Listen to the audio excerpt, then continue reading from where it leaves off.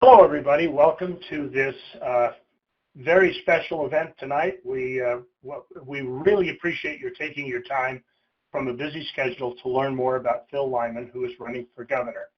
This telephone town hall will give us an opportunity to discuss his campaign and answer your questions. Now, my name is Chad Booth, and I've known Phil for a long time, and I'm a very strong supporter of him, and I think he would make an excellent governor.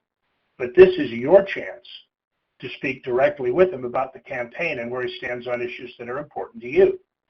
So tonight you'll have the opportunity to ask questions by pressing *3 on your touch-tone phone to get in the question and answer queue, and we'll try to get to all of your questions, but for sure as many as we can. Please be a little bit patient as we work through the callers. At this time, I would like to introduce you to the next governor of the state of Utah, Phil Lyman. Phil, what do you got to say? Thank you, Chad. And I really also appreciate everyone taking some time out of their evening to jump on this call and listen in. I look forward to some good questions and some good discussion. I understand a colleague of mine, Senator Nate Bluin, sent out a message to his Democrat friends to log in as well. And so welcome if you're coming from Nate Bluin's invitation. And I think, one of the things I've said before is no matter where you are on the political spectrum, freedom means freedom. And I find that that resonates with people on the left and on the right and in the middle. And the only people it doesn't resonate with are the ones who are really wanting to take over some of our freedoms and tell us how to live our lives. So I guess everyone kind of understands the format, and so I'll jump into this. And Chad, if you ever want to chime in, just feel free to jump in. But I'll just kind of start from the top here and get rolling. Hey Phil, have you ever known me not to chime in? Okay. No, I've never known you not to do that, Chad. And most of you probably know Chad from At Your Leisure and from County Seat. He was a great advocate for the counties with the County Seat, which talked about county government. So I got to know Chad as a county commissioner in San Juan County, and he was a great supporter for the cause down there. We were fighting the battle of the Bears Ears National Monument, trying to prevent that from happening, road issues, closures of our national parks during the government shutdown, Lake Powell, and just a whole host of challenges that we faced. And it was always nice to have a friend with At Your Leisure and with the County Seat that would help to clarify some of those issues. And I think it's made a huge difference. I was talking to somebody the other day, and they said, we've fought, we've called in on Bears Ears, we've called in on these management plans, we called in on the Grand Staircase, we wrote letters, we organized our community, and we did things. And he said, and now I look at it and said, I'm not sure any of it made a difference. And I said, well, just imagine where we would be if you had not done those things. And I really believe that we do make a difference. Sometimes we are just holding back the tide. But right now I feel like we're kind of at a decision point, a time of choosing, and what we do in this election, I think, is going to have a huge impact on us. So, and I know a lot of people feel the same way. I think they do, and some of them, Phil, are lining up to perhaps ask a question.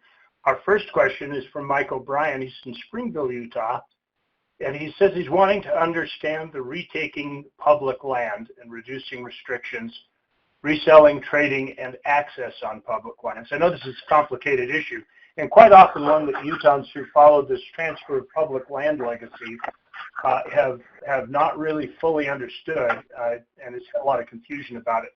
So, Phil, what do you have to say to Mike? Thanks, Mike. And I guess by retaking, we're talking about the state kind of asserting its jurisdiction, and there's been a big push to transfer public lands to the state, and I'm not opposed to that at all. The federal government owns 67% of Utah, but when that comes up that they need to transfer the land, I say, well, that happened in 1896 on January 4th when Utah became a state. that's when the jurisdiction shifted from a territorial government to a statehood government, one where we elect our own governor, where we have our own law enforcement. And prior to that, we didn't elect a governor. It was appointed by Congress, and as was the federal law enforcement, and they had all the power. So when we talk about retaking, I think it's more about asserting our jurisdiction that we already have. On the transfer issue, I always say, well, that's a federal problem, because the Constitution says they can't retain land inside the states. But that's the federal, what they're going to do with that really is their problem, and they do have a problem because it violates the Constitution.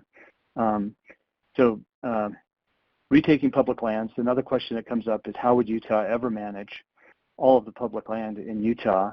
And my answer to that is, we have these really great little things called counties, and that's what they were designed to do, to manage the health, safety, welfare, and resources of their counties.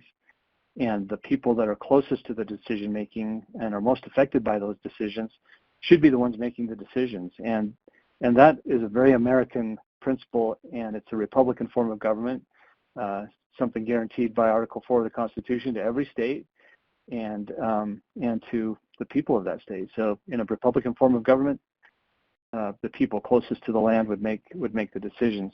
And I think it's interesting too, with ownership issues.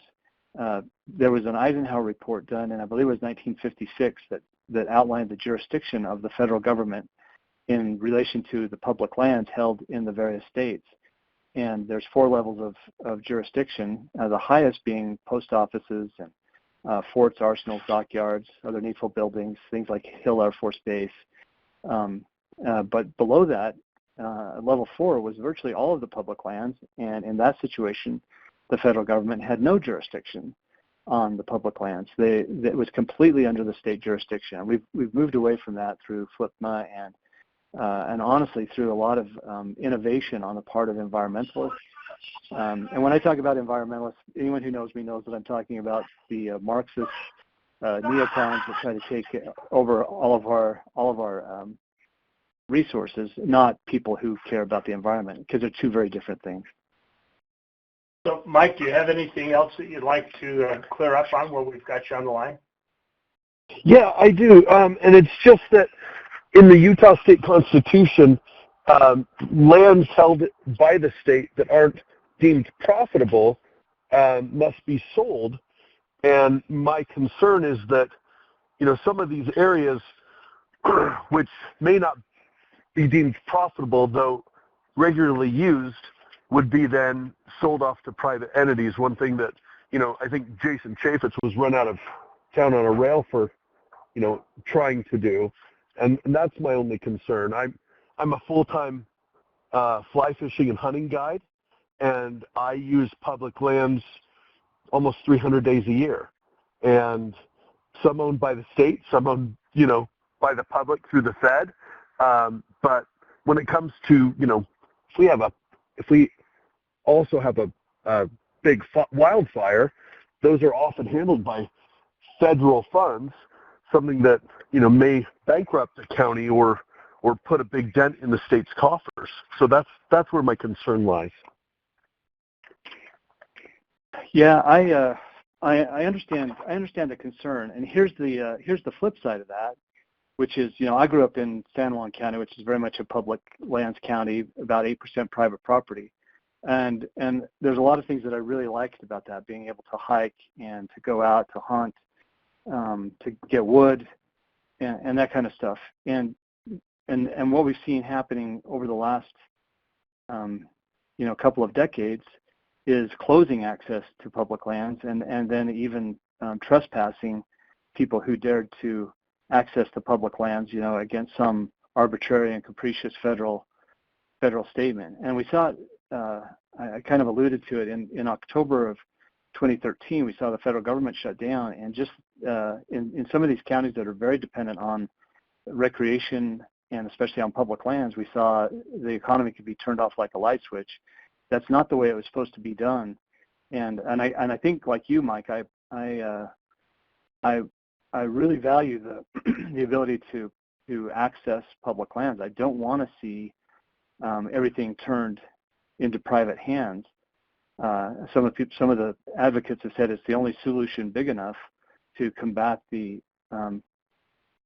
usurpation of our freedoms by these federal agencies, and then the collusion, which I'll talk about that a little bit later. But when these agencies get used as a weapon in the hands of people that have ulterior designs, that creates a real problem. So administratively, I believe that the state is the rightful, according to the contracts, according to the Constitution, the state should be playing a much larger role in management of all of the land inside their boundaries. Okay, listen, Mike, thanks for your call and your question. Phil, let's move on.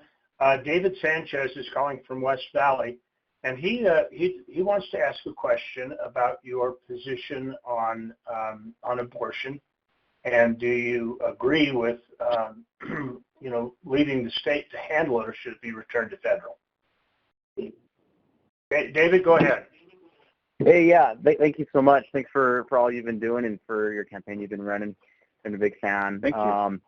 I was wondering, what are your ideas, your plans for abortion in the state of Utah? And then also, what are also your thoughts on the recent statements from Donald Trump on his position for abortion, specifically being with the states? What are your thoughts about his position as well? I have to be honest with you, on Donald Trump's, I haven't been paying too much attention to what he said about abortion. Maybe you can summarize that real quick. Yeah, I believe his position was just more leaving it up to the states. I don't believe Donald Trump has ever been super pro-life, to the position that probably most pro-lifers would be. I do understand, that from a political aspect, it is a great way for him to take it off the table by saying that he'd rather leave it up to the states instead of having a national ban of his other previous position would have been for 15 or 16 weeks. So I'm just wondering what your thoughts on that were. Like I said, I understand that there's some political smartness, I guess you could say, on his part, in my opinion. Okay. Yeah, I can jump in on that. And I did hear him say something about this as a state issue. I think beyond that, it's an issue of personhood, and at what point does an individual become a person? And if I were better qualified to take the proportionality of the development of a fetus, maybe I could have the ability to say, well, this is when it actually becomes an entity. But in my mind, it becomes an entity at conception, and I believe that it has a certain level of personhood and a certain level of rights, and that those rights have to be protected by our laws. Now, when I say protected by our laws, I'm not suggesting that a 15-year-old girl who's the victim of rape or incest that she's doing something immoral or criminal with criminal intent if she wants to have an abortion. But it still is what we still should understand is, from a legal standpoint, that is the basically the taking of a life from a person. Now, there's other situations where we give a nod of approval to that, self-defense and times of war, and so morally, I think there are those that could still potentially justify engaging in that behavior. But I don't see any place where the state should ratify that in their laws to say our laws will accommodate that. It would be more on the what are the repercussions? What's the punishment for a 15-year-old girl who, say, goes to another state, gets an abortion? And I would say that the punishment would be very little. It would be left up to the trauma that she's dealing with and her decisions that come under that. But I guess at the bottom line, I believe that personhood starts at conception, and that has to be in the laws. That has to be protected.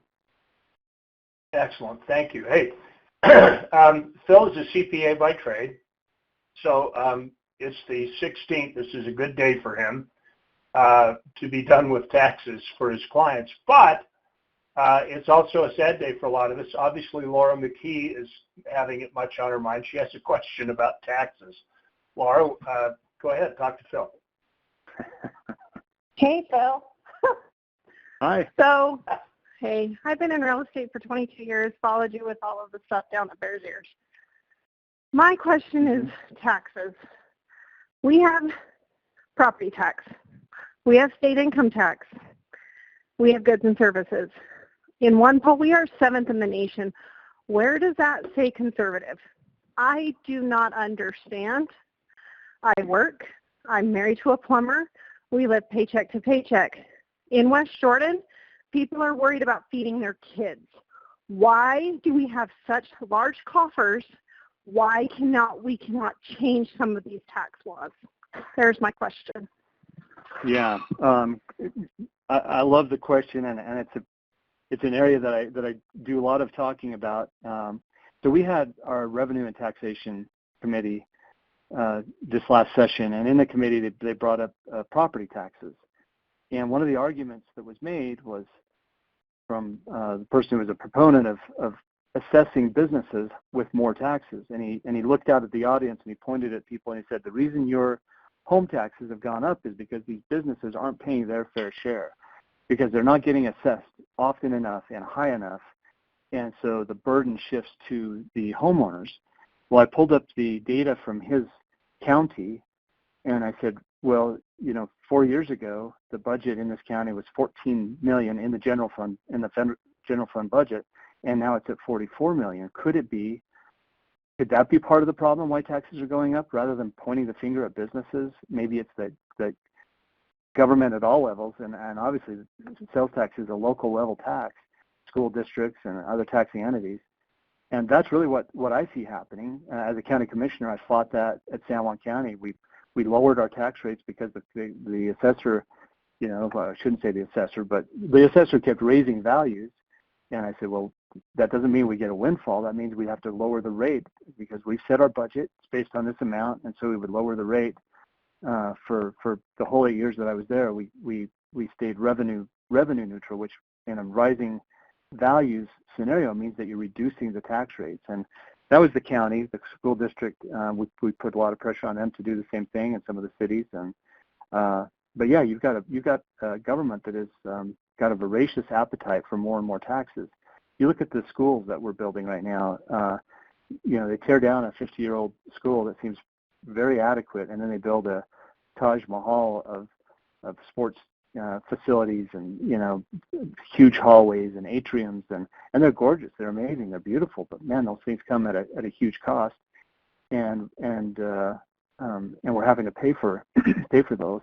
And then, as you mentioned, Laura, we see it in our property tax bill, and I've got little old ladies in Midway who, their whole Social Security check is going to cover just their property taxes. $19,000 in property taxes that they didn't sign on to that when they built their house 50 years ago or 60 years ago. Anyway, what am I going to do about it? I've pushed for many years for a similar thing to California's Prop 13, which would fix the property taxes at a fixed rate of increase, that it could go up by 1% a year until it sells. And if somebody sells a house that they bought for $10,000, if they sell it for $1 million, then the new buyer understands that he's buying into that new value and will start paying the tax at that rate. On the bigger question about taxes in general, and Utah is, I think we're the highest taxed red state in the country. There's some Democrat states that have higher taxes, and they love it. They want more taxes. But why Utah comes along and says, we hear people running for office that are, breaking their arm trying to pat themselves on the back for the largest tax cuts. But at the same time, we saw just from 21 to 22, we saw a $3.2 billion increase in tax revenue, and we didn't give that back. We see this income tax, generating a lot of revenue, and we should be cutting it. I don't want to go on too long about this, technically, but For example, when the Trump tax cuts eliminated the dependency exemption, we talked about keeping the dependency exemption. Utah's got a lot of kids, and we opted not to do that. I've been criticized for saying that my colleagues have aggressively raised taxes, but that's one of those issues where you can say, well, the federal government made me do it, but the bottom line is it turned into a huge windfall of income tax for the state, and we should have,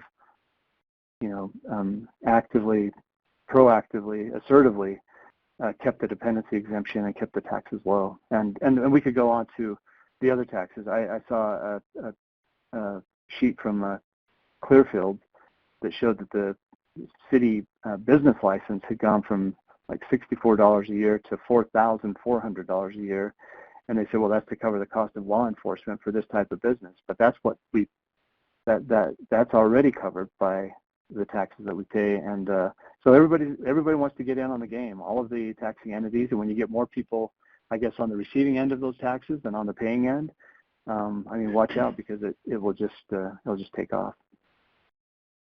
Thank you, Laura, for your question. Phil, speaking of things that we're being forced to deal with due to the federal government, is the issue of immigration. And Vicki is on the line. She's got a question about that. Vicki, what's your question? Yes, thank you, and thank you for this opportunity to speak with you and hear what you think and have to say. You hear about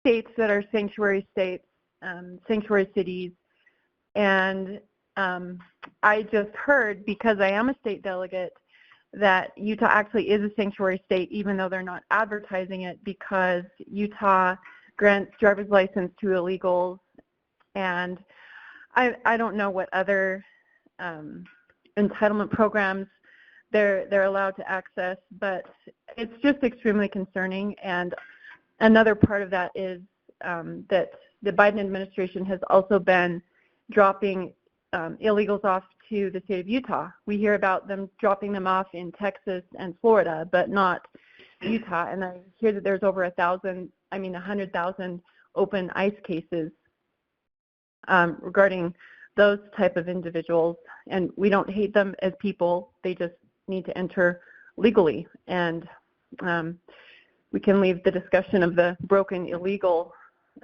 immigration system for another time. But yes, so that is my question. My two questions. Yeah. Thanks, Vicki, for that.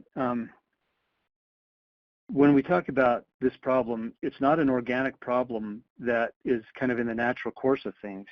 We are under assault, and I would say from the Biden administration. I went down to the border in December, and the contractor that was building the wall was going through, and every quarter of a mile removing a big section of wall, 8 or 16 foot section of wall. And I asked them, why are you taking these sections out? They said it's for convenience in crossing. So you don't have a barrier there. You have a symbol of a wall, but not a wall itself. And then the National Guard from Arizona, Governor Hobbs, was patting herself on the back for sending National Guard down. Well, she didn't send them down with any weapons. She sent them down to process paperwork to get the people through the border, processed and shipped off to places like Utah. And like I say, it's not organic, but what Utah could do and should do, it comes in the enforcement of our laws. And enforcing immigration laws is one thing, but we have criminal activity. I mean, fentanyl and human trafficking, predatory, cartel members that see Utah as a favorable place to come, because when the sheriffs arrest somebody for breaking the law, which they do, and to their credit, we have amazing law enforcement and amazing sheriffs. They put these people in jail, they incarcerate them, but after 3 days, they are required under ICE statute to release them unless they're an ICE qualified facility, which we don't have any in Utah, at least not with any of the counties. And instead of saying, well, if they broke a Utah law, they're going to sit in a Utah jail until ICE either comes and takes them and deports them, or until they're convicted and put in jail for a longer time, we, to avoid the lawsuits from special interest groups advocating for rights of non-citizens, we release them after 72 hours. And that's what got us the sanctuary state designation. So we're in a situation where the federal government gives us contradicting orders. If you don't detain non-citizens, we're going to call you a sanctuary state, but you're not allowed to detain non-citizens because you don't meet the requirements. I say if our jails are good enough for our citizens, they're good enough for our non-citizens, and that's another place where the state has to step up, not leaving it to the sheriffs, not leaving it to the local judges, but the state has to step up and tell the federal government to pound sand when it comes to their unrealistic requirements for detaining ICE non-citizens. If we were to do that, then Utah would lose the attraction for, hey, if you have criminal intent, don't go to Utah. They actually do put you in jail, and we immediately ICE would remove that sanctuary state designation, which they didn't give us as a badge of honor. They imposed that on us, and just to create more problems and get more illegals flowing to Utah. Thank you very much for your comments. We have Rob on the line, and he wants to talk about RS-2477 roads. I'm always anxious to hear what you have to say about our legally constituted roads that are being overtaken. So, Rob, what's your question? Hey, thanks, Phil. Rob Van Dyke from Kanab. I'd like to know what you plan to do as governor, if you feel like that's your role as governor to help push this issue forward. But essentially, I know you're familiar with this, from a personal level, not just a political level. But, we've been in this issue for more than 20 years and not a whole lot of movement.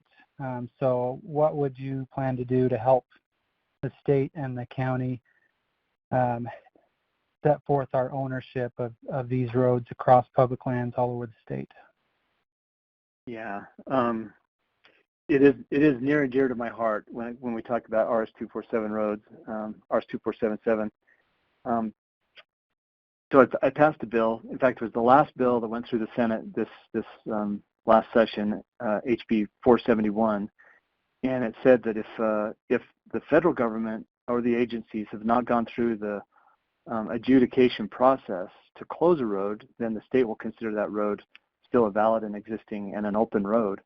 What we have is the environmental groups, again, using the BLM as their weapon, will come in and close a road arbitrarily, vindictively sometimes, politically motivated, and then the counties are obliged to go and start suing on the road, and they'll go for 20 years, like you said, with the lawsuit, only to have a federal judge deny it.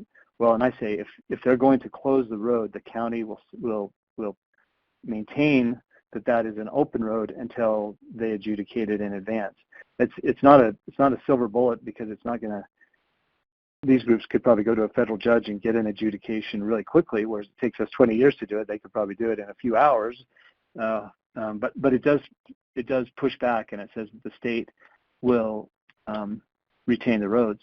A really great Supreme Court case, and I'm sorry I don't have it at my fingertips, but it was one that I brought up in my committee hearing, and it talks about the importance of roads to the counties and the right for them to build roads across public land, which is RS-2477, protects that.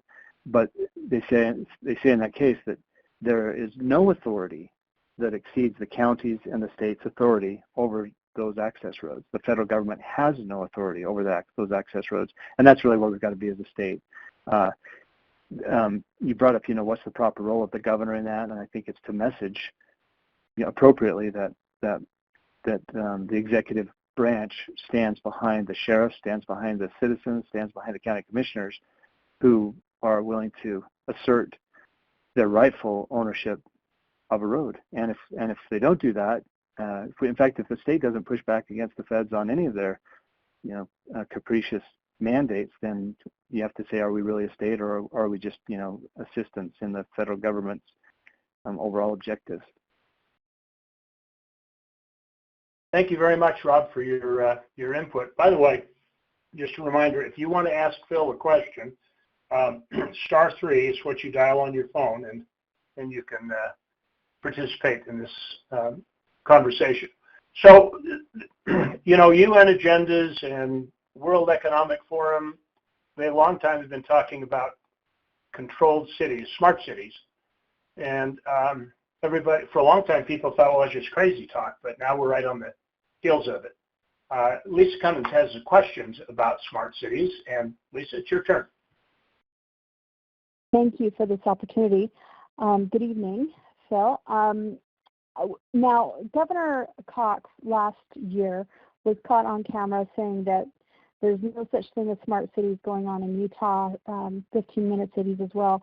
But on the the Utah official website, the Governor's Office of Economic Opportunity, there's a page there that is Smart Cities Council that was started back in 2016. How can we stop this this over surveillance, this of our cities? We talk about how the government's trying to close down on the counties, public lands and things, but when they're trying to force all of us into more urban situations to monitor us, that's super concerning. How they have this idea that they're going to take away our cars and have 15-minute walk expenditures, in a radius, and only have, certain amount of weekends to get out with permission, and have ESG scores and all of that associated. How can we stop that? I mean, it's so heavily prevalent going on right now and exacerbating as we continue. How do we stop this? Yeah, great question, Lisa. And what I find is that there are certain leaders, if you want to call them leaders or dictators, that genuinely think that they are smarter than the people, and that their decisions about how we use our water or our land or our resources or our protein, that they have a much better idea for managing us as a herd of cattle. And if we're okay with being treated like a herd of cattle, then we might say, hey, 15-minute cities are great. Someone will take care of our congestion problems. Someone will make sure that we've got entertainment when we want it, and it's within walking distance and things like that. For those of us who have a different American dream of living a free life and being able to have a home and a dog and some kids and a job and pay for all those things on just a regular working man's salary, then we should be really concerned about these 15-minute cities. I mean, Klaus Schwab was not being facetious when he said you'll own nothing and be happy. That is their vision. That is the vision that they have for the world. And when I see these huge housing developments going up with high density, like 4 stories high, 1,200 square foot, I think how many of the developers that are building those actually would choose to live in that unit? And it's a problem made so much worse by the policies that we make that favor and reward those who are building high density, low income housing right downtown in the middle of our most congested areas already. It's a business model, and Utah rewards that business model really handsomely. And if we want to change it, we would just say that's not the that's not the vision that we have for Utah. For me, I would love to see some cities pop up around the state. We have lots of places where that could happen, and it would be a positive thing. It's not like I'm looking for huge growth, but there are places where new cities make a lot of sense. And instead of building on top of each other on the Wasatch Front, I'd love to see a Page, Arizona style city down on the north end of Lake Powell. I'd love to see some other small towns that would pop up out where it really does make sense, and get some of the federal land out of their hands and move on with that. And then the surveillance aspect is it's sinister, and that's China's doing it, social credit scores, all of those things. And so we know exactly what it looks like. We know what their objective is, and we should resist it with everything we have. Thank you for your comment. That's great.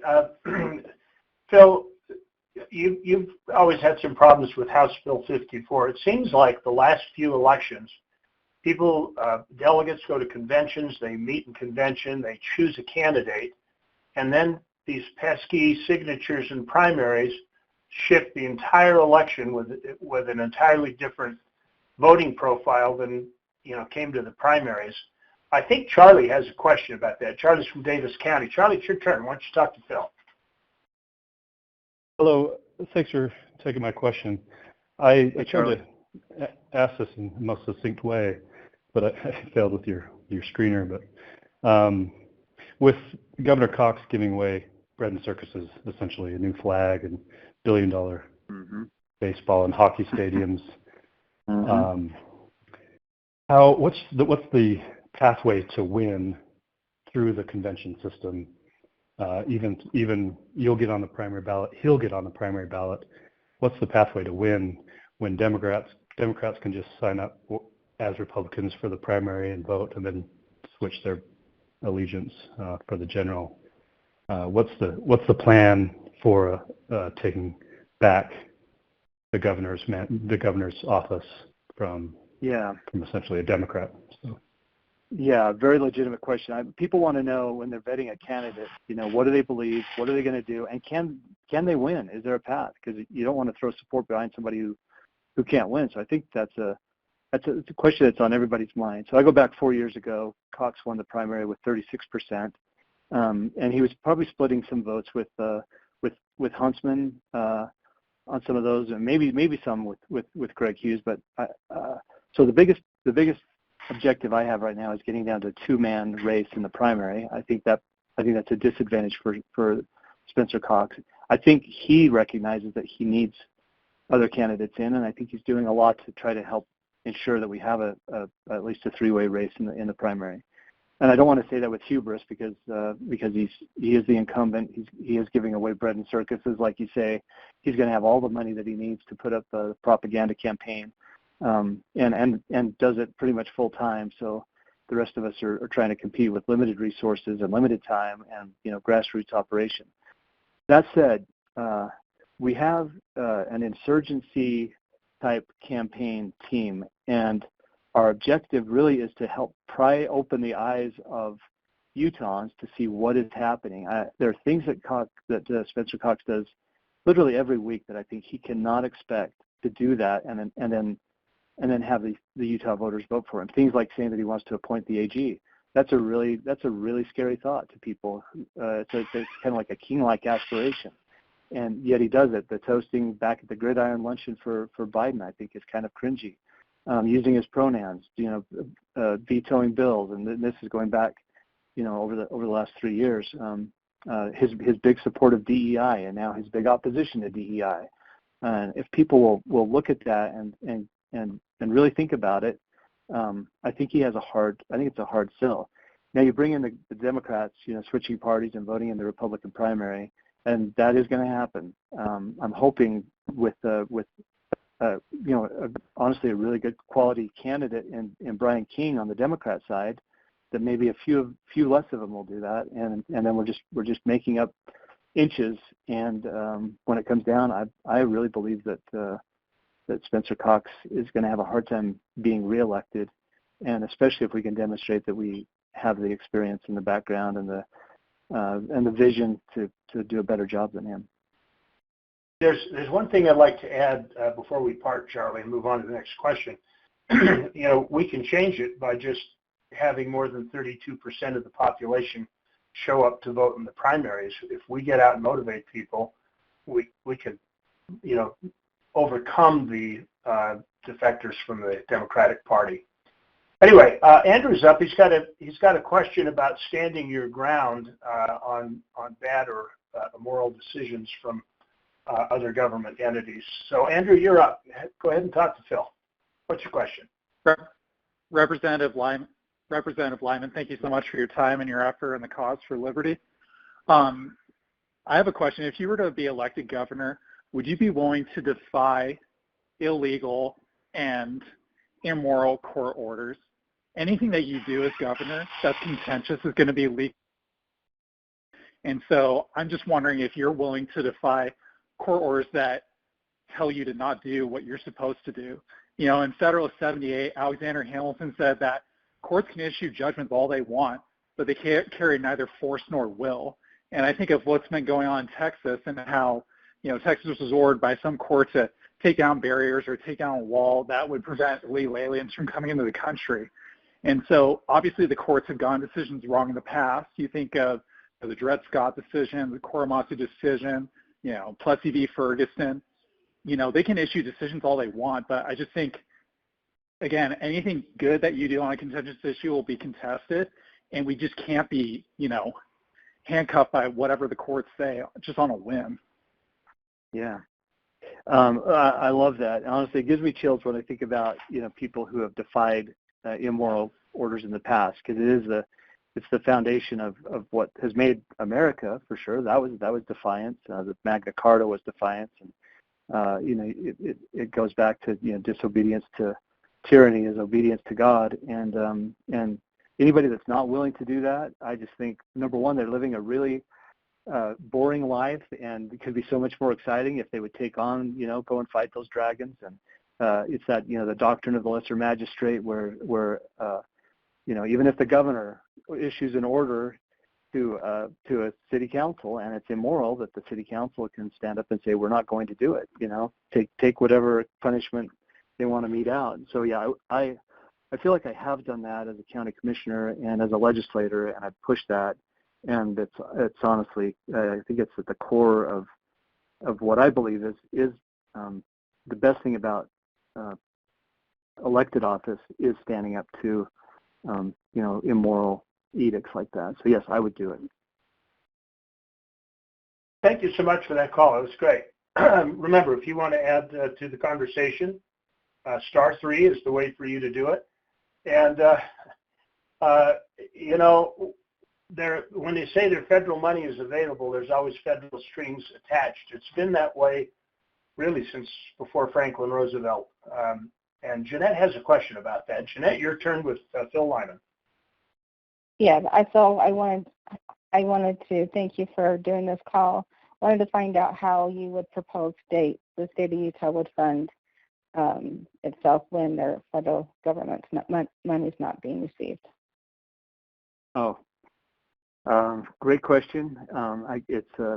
First of all, people are not wanting government to do more with less. They're wanting government to do less with less, and to stay a little bit more out of our lives. And so I'm not a big fan of just growing the government and providing more and more services, especially at the state level. I loved what Kristi Noem's response was when the COVID edicts came out. She basically said, "No, we're good," and that was the end of it. She didn't hire a COVID czar. They didn't get a bunch of vans. They didn't put in a hotline and hire a bunch of people to go and spy on people. She just said, "No, we're not going to do that." So that saves a ton of money.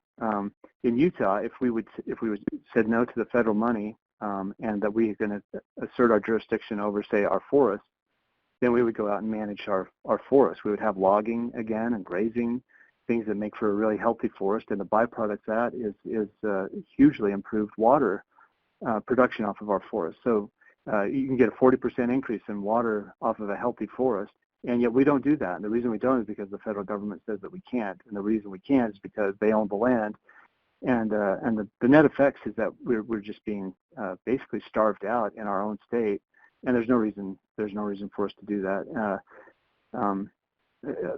Energy is a huge opportunity in Utah. We could produce a lot more energy. Again, it would have to be with a certain amount of defiance of the federal government's mandates, because they want us to shut down all of our energy production. They essentially want us to shut down all of our production. And the net effect of that is less resources in the pockets of our citizens, and that's where I'm always most concerned about. What's in the bank accounts of the people, not what's in the bank account of the state. And pushing power back to the counties, back to the local governments, is going to save a lot of money. It's top of my list. First thing I'm going to do when I get into office would be to go and perform a rigorous audit of all of the executive agency functions and see where we could start eliminating agencies. I say it's scrutinize, optimize, and privatize, and that's what I'm hoping to do. That's an excellent comment. Thank you so much. Brian wants to talk about his favorite color. Brian Bordeaux, it's your chance. Thank you. So I'm a state delegate, and I'm out here in Daybreak. Every time I drive through the streets, there are more and more of those pride flags that are out. So what you can see more than anything, and I know many people in Salt Lake County feel the same, is that our state is turning more and more purple every day. The best of our red governors are the ones who are not only leading in the right way with the right kind of laws, pushing for the right kind of leadership in that manner, but they're also the ones who are turning their states the most and deepest red. So what are your plans as the leader of this state to turn it the deepest shade of red that you can? Well, one of the things that I've said with this campaign is we know that there's kind of the squishy middle. You've got the people on the right, you've got the people on the left, you've got people kind of in the middle. And we determined that our best hope for winning this election was to go to the far right, to the deep red. And I don't mean like fringy far right. I mean people who are very conservative, who really just want to live their lives, and to bolster them up and let them know that they have a friend in me as a candidate for governor, and that would be the way that we would govern the state, hoping that would maybe catch on with them, and that they would share that with their neighbors, and that would push us back past that 50% mark. So number one, I would run a campaign that's based on being truly conservative. I'm a big fan of Ron Paul. I listen to a lot of his stuff, and he believes in secure borders and strong currency and all those things, and I do too. So there's definitely a function for the government, but put it in its proper place. Again, doing less with less at the government level, and really trusting people to live their lives. It's that idea of personhood and parenthood, trusting parents to raise their kids, and getting out of their way and letting them do their job as parents, and then statehood. And if you get those three things right, if you understand personhood, parenthood, and statehood, then it makes it a lot easier to manage things, because you're doing it on a set of principles instead of on expediency and money and who can bring the most campaign contributions and things like that. That's an excellent answer. It's kind of funny, Phil, because the conservative movement talked about things in 2016, and they said you're all crazy, and now it's on the top of everybody's minds, border issues and election issues and things like that. But William has a question that he wants to chime in on how the governor could possibly actually do things to improve the housing market. William, have a little chat here with Governor Phil. Hi, Phil. My name is William. Hey. I'm 23 years old, and I grew up in the state, but housing affordability is a big issue for a lot of people my age. I truly believe that if you can find a way to cut red tape or build more homes and decrease the prices of homes and rental properties and maybe get the private equity out of our homes, I really think that you would win in a landslide, because so many people are suffering and struggling trying to find a place to live and raise their families. Yeah. Right now, with interest rates where they're at, and the average home price in Utah at $509,000 a home, starter homes now are considered $350,000 and up, and it's like who can afford a house like that? Certainly not the average person coming out of college, and especially if they want to do that and start a family, it takes two incomes to do it. So. And you hit the nail on the head, William. The solution to this is not more government intervention; it's less government intervention. We follow the International Building Code, which don't ask me why we've just adopted that, but it doesn't apply to most of the houses that are being built in Utah. There was a day when a person who wanted to build a house would find a piece of ground, and him and his neighbor would get together, and they'd start putting up footers and walls, and then build a house and live in it. And then if it worked out well, they'd go the next year and build the other guy his house. And it's not that way now. And it's our policies that are driving huge development. And this latest $300 million that the legislature set aside is going to go into the pockets of people who are willing to play the game with the governor. It's going to find its way back into campaign contributions. It's going to be squandered because it's money that they haven't worked for and haven't earned, and it's just going to be flooded into it. And the net result is then we're going to have higher house prices, not lower. And government has got to stop the intervention. They've got to pull out of it. Argentina, we saw that. They dropped their housing regulations, opened up some land, and the house prices, housing costs dropped by 30% overnight. And that's it's the only solution. And it's not a hard one. It's just a hard one because you've got so many people who have a vested interest keeping the gravy flowing. Well, thank you for your comment, William. Pam wants to have you take a look at a day in January on your calendar. Pam, what do you got for Phil? Hello? Pam? Yes. Yeah, go ahead. Hey, I just wanted to know what your day one priority was when you get elected. I'm a big supporter, state delegate, need some more signs and T-shirts, but I want to know what your number one day one priority is.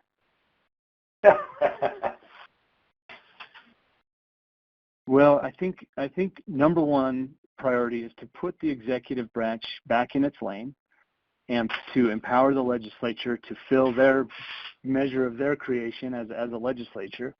Right now, you've got the executive branch that is doing a lot to draft legislation all through the interim, and their agencies are working on it. The governor's office is working on it. A lot of the ideas are coming from the National Governors Association or from the the Rockefeller Foundation or UN or whatever. These things trickle down, and that to me is really destroying the proper function of government. So it would be very much along the lines of restoring the executive branch to its proper functions and getting out of other people's way. Now, to do that, it would be I'd launch this audit of the executive branch agencies, and I would start eliminating and consolidating those branches.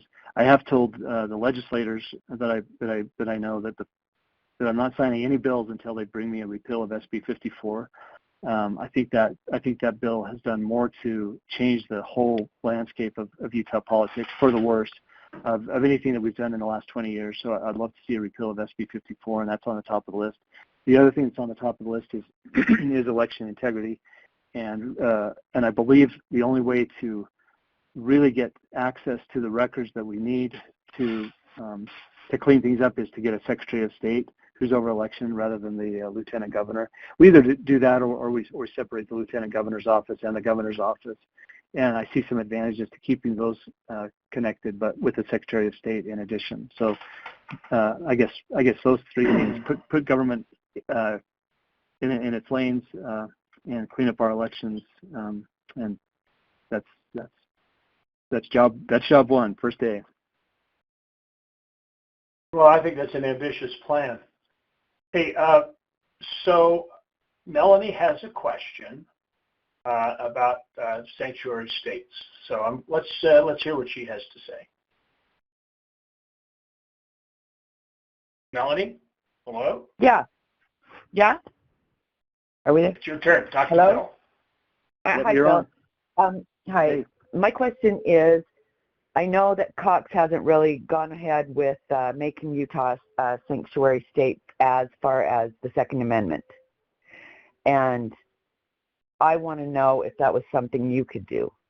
Because the thing is Biden's getting so aggressive going after our Second Amendment rights, and it's better if we can get it done sooner than later, because with what Biden's been doing.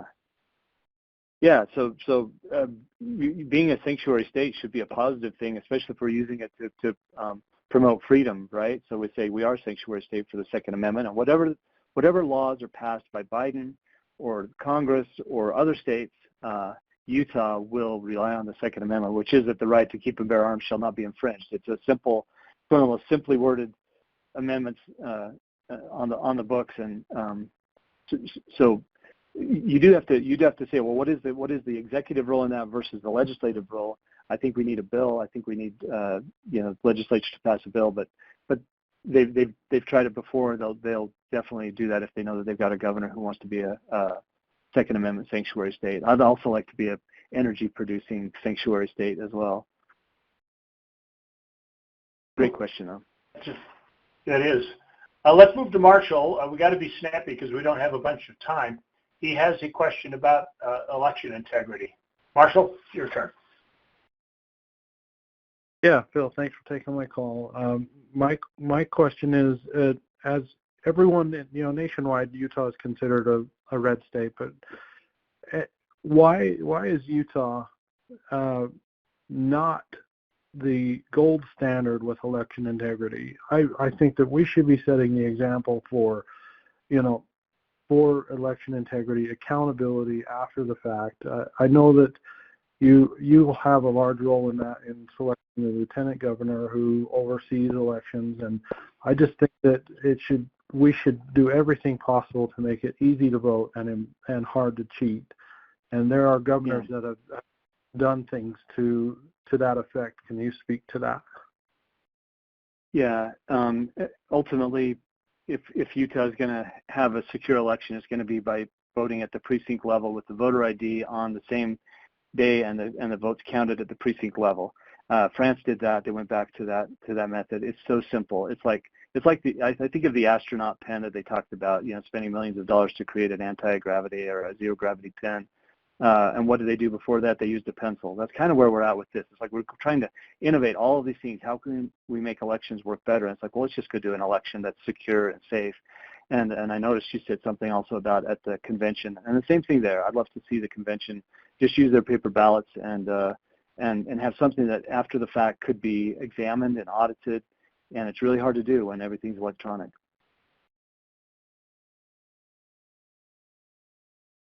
Thanks for your question. We're just about out of time. We're going to take one last question. It's from Connor, and everybody's comparing performance of candidates running for office, but we don't ask the candidates that same question. So, Connor, welcome to our conversation with Phil. What do you have to say? Hi. Yeah, I was just curious. What do you think Governor Cox has done well in his time as governor? And then what would you do differently or do better than he has? Yeah, I appreciate that. I think Spencer Cox and I view the world from two very different paradigms. As he's courting Silicon Slopes billion-dollar companies, as he's courting the Major League Baseball and the Olympics and presidential debates and all these things, he seems very enamored with attracting big celebrity-style status to Utah, and I'm not. That's not what I don't believe that's what a state is about.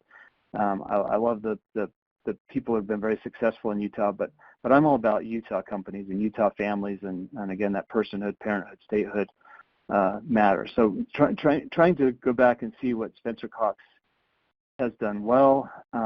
When he was in the legislature, he made some strong statements about how he would never let the executive branch meddle in the affairs of the legislature. I thought he did that well, but then he's the first one to meddle. As far as what would I do differently, I would definitely stand up for parents who are being sued by their school boards or prosecuted by their school boards. I'd send that message really strong that we don't do that in Utah. Political speech is protected, and we don't sue parents for speaking out at a school board meeting. I would not mask our kids. I would not force vaccinate. I would not support a mandate that would allow employers to even know what their employees' vaccination statuses are. I wouldn't use my pronouns. I wouldn't veto the bills that keep boys out of girls' sports. I wouldn't pass bills that blur the lines in boys and girls' bathrooms. And I'm not a heavy-handed type person with enforcement. I believe that you have clear lines and clear rules, and then let people live their lives and govern themselves. Again, doing less with less, and so I'm not trying to be ungenerous or discompassionate to Spencer Cox, but Utah really deserves so much better, and I have a vision of what Utah could look like if people were free to choose and free to live their lives without so much intervention on the part of the government. But thank you for that question. I love it. Hey, Phil, I think if we can answer this real quickly, we have just a scoosh of time left, and Brian is a precinct chair, and he's got some splaining to do. So could you answer his question, Brian? Go ahead and talk to the governor. Make it quick, would you? Sure. I am involved with a few thousand people, and what would be the three top things, and you've kind of alluded to them throughout this evening, so I appreciate it, but if you said the three hottest topics, biggest things that distinguish you from Cox, what would those three be? What would those three items be? The hot button. Thank you. Hot button. Yeah, yeah. I would throw right at the top of the list is energy independence. And the reason I love talking about energy independence is because it slices through so many other jurisdictional issues. So energy independence is something that Utah should pursue. I go back to my personhood, parenthood, and statehood statements. Statehood to me is really important, and I say if a state isn't willing to push back against the federal edicts, is it a state or is it an administrative subunit of the federal government?